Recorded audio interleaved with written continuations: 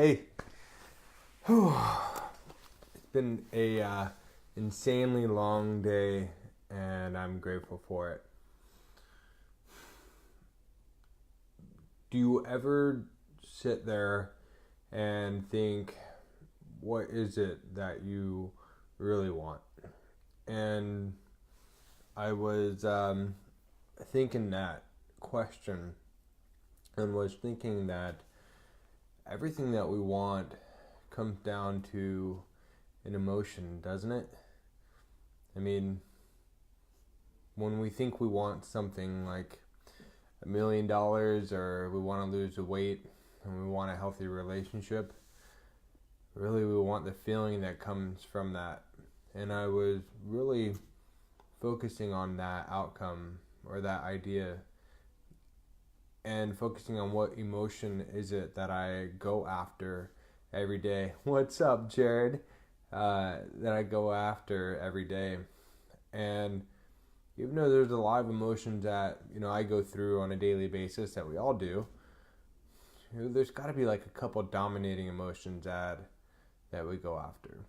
And for me, I think it's that emotion that you get from growing.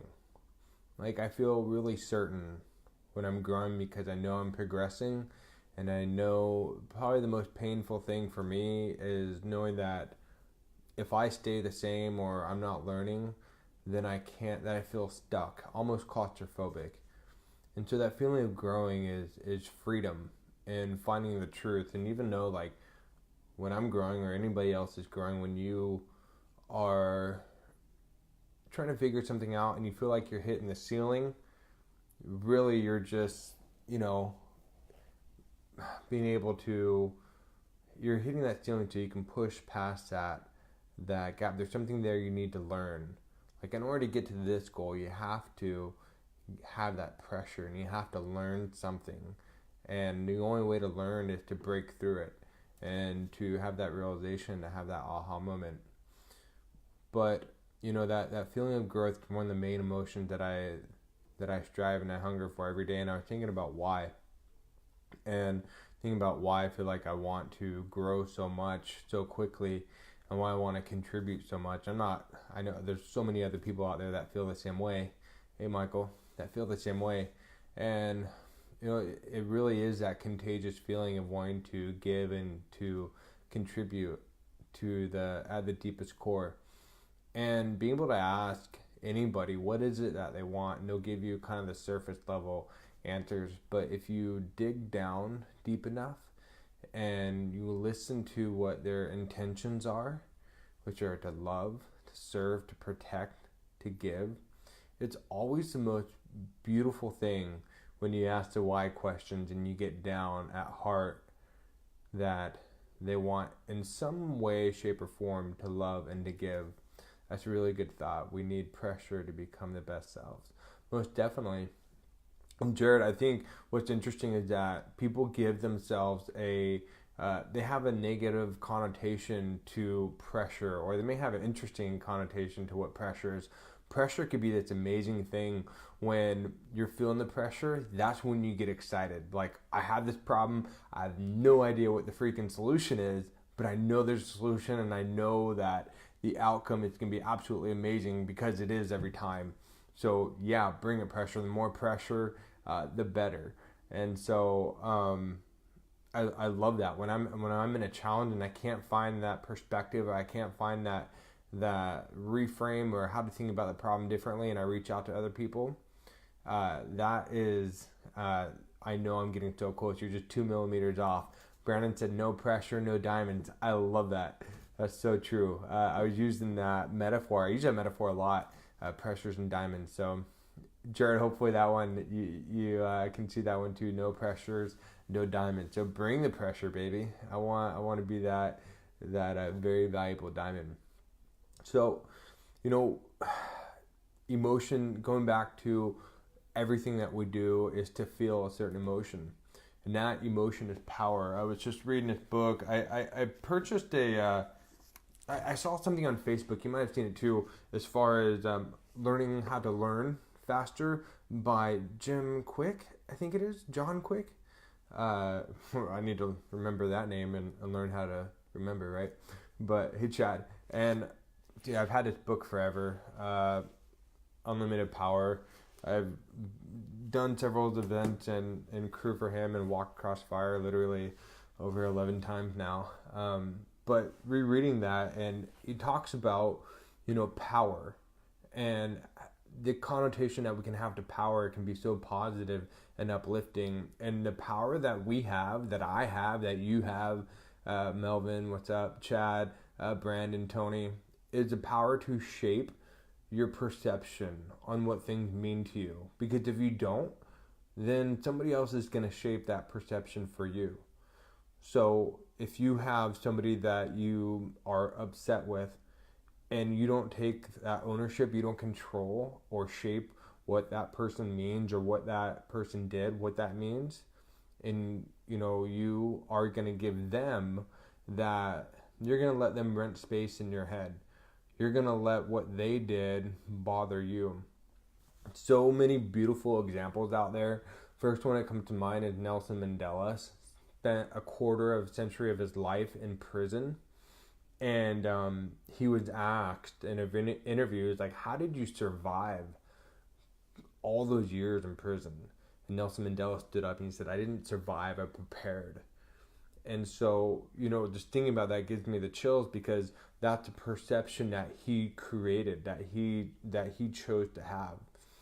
And we all get to have that.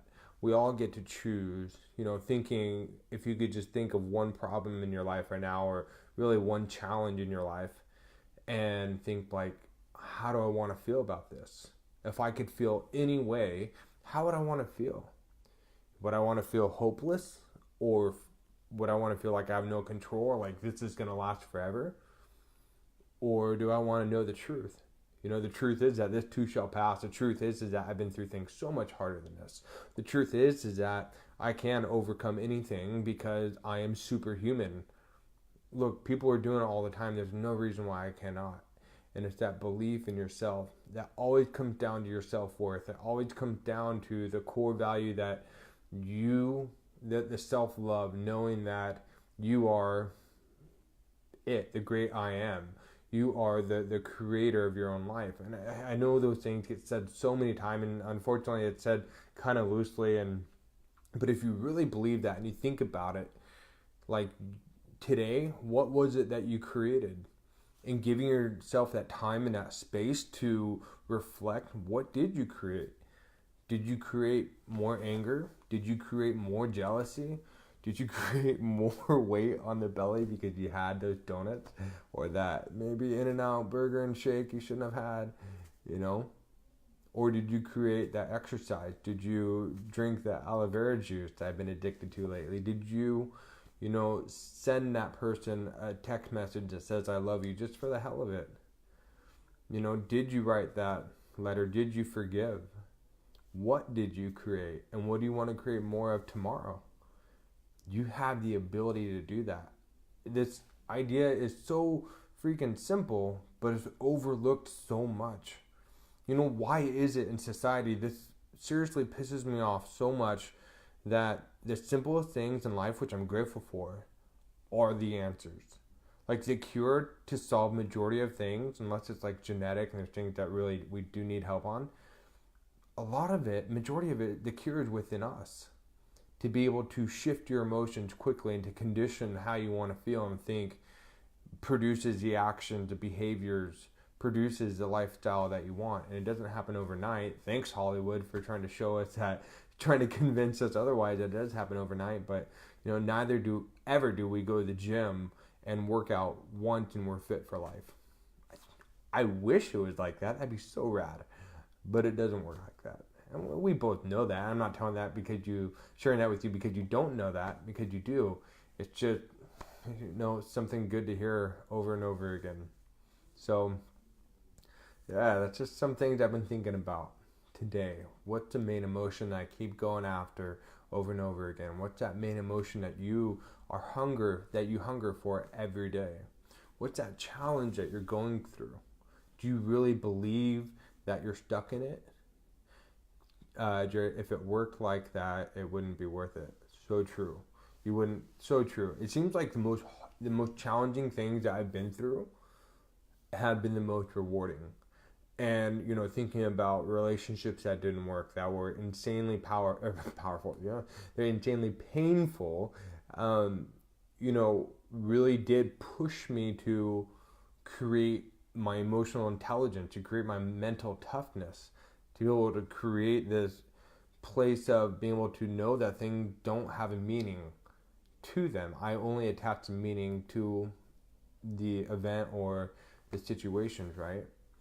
And so I'm just thinking about things specifically that was so hard. And there's a cool quote that says, pain is we feel pain to push us, but suffering is that choice. Like, we can choose to suffer, and something's going to happen to us, an outside force, a challenge is going to come up, and then we're going to experience some type of pain, emotional pain, physical pain, whatever it is.